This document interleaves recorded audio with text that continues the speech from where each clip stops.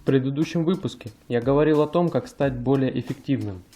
Мы разобрали понятие эффективность и пришли к тому, что для реализации абсолютно любых целей нужно, во-первых, это желание, а во-вторых, активность, то есть не сидение на жопе. Этот выпуск называется «Эффективность». Я рекомендую всем, кто не смотрел, обязательно посмотреть, так как дальнейшее понимание отчасти будет зависеть от него. Сегодня мы будем говорить о мотивации. Что это такое, как она влияет на достижение поставленных целей, как ее получить, как не потерять. В общем, мы разберем все, что с ней связано. Что ж, не буду долго размазывать сопли. Поехали! Итак, мы пришли к тому, что перед тем, как начать двигаться к чему-либо, мы должны определиться, что именно мы хотим получить в итоге. Это может быть абсолютно любая цель. От получения престижной работы до путешествия по всему миру. От сдачи экзаменов в институте до открытия собственного бизнеса. Есть разные люди, есть разные желания. И мы пришли к тому, что для реализации своей цели нам нужно каждый день выполнять маленькие задачи, которые за год-два просуммируются в большой результат. Но как не потерять хватку за это длительное время? Как продолжать работать с такой же эффективностью и желанием, как в начале? Здесь и всплывает мотивация. Вы, наверное, слышали о ней, о том, как спортсмены ее постоянно ищут, чтобы не потерять то рвение, с которым они пришли в спорт. Мотивация – это обыкновенное желание, которым управляют ваши эмоции. У каждого человека есть свои потребности. Эти потребности нужны для того, чтобы мы конкурировали с другими людьми. Ведь каждый из нас хочет получить место под солнцем, но получают его не все, а лишь единицы, потому что помимо вас есть еще люди, которые хотят того же. Возникает конкуренция и процесс искусственного отбора. Отбора, который происходит в современном мире, то есть не в естественных условиях. Но одних потребностей мало для реализации ваших задач. Эти потребности не дают вам мотивации. Ну, к примеру, человек может понимать, что ему необходимо сбросить пару десятков килограмм. Он понимает, что сбросив эти килограммы, он станет лучше себя чувствовать, улучшится его состояние здоровья и так далее. Но он этого не делает. Почему? Потому что у него нет мотивации. У него нет тех ярких эмоций. А вот если бы ему врач сказал, что он умрет через полгода, если не сбросит лишний вес, то этот человек ночевал бы в спортзале, перестал бы есть все подряд и так далее. Понимаете, что произошло? Ему дали яркую эмоцию, страх, после которой его инстинкт сам будет его вести в спортзал и бить по рукам, когда он захочет съесть что-то вкусненькое.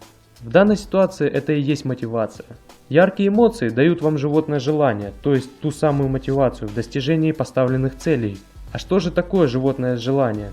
Это не что иное, как ваши инстинкты. Причем сильные инстинкты. Это инстинкт самосохранения, репродуктивности, накопления и доминантности. С этим более-менее понятно. Но как нам это использовать? Большинство проблем, которые приводят человека к поиску мотивации, или человека, который его сможет замотивировать, состоят из того, что человек не сможет представить конечную картину в достижении его цели. Он не может представить тех преимуществ, которые его ждут после осуществления его желания. Это и есть проблема, из-за которой люди опускают руки. Они не знают, что их ждет по достижению их цели. Эту картину нужно строить инстинктами, а не разумом. Понимаете, человек в большей степени еще животное, чем разумное существо. Это значит, что в нем преобладают больше инстинкты, чем разум. И это нам нужно использовать. Нам нужно строить конечную картину на основе этих инстинктов. Нужно представлять, какие преимущества у вас появятся перед другими людьми, то есть инстинкт доминантности. Сколько женщин вы сможете положить? Инстинкт репродуктивности. Сколько домов вы сможете построить? Инстинкт накопления. Да, но как именно нам пользоваться инстинктами? Наши инстинкты не видят перспективы. Им очень трудно представить, что вас ждет через несколько лет. Но ваши инстинкты легко обращают внимание на очень короткие преимущества. То есть удовольствие должно быть здесь и сейчас.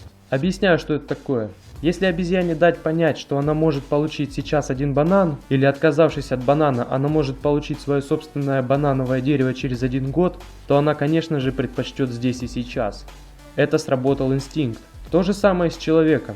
Предложите ему определенную сумму денег за то, что он выйдет сегодня на улицу и пробежит 3 километра, и он это сделает. А предложив ему делать это бесплатно и каждый день, объяснив при этом, что через год у него будет красивое и здоровое тело, то он навряд ли будет этим заниматься.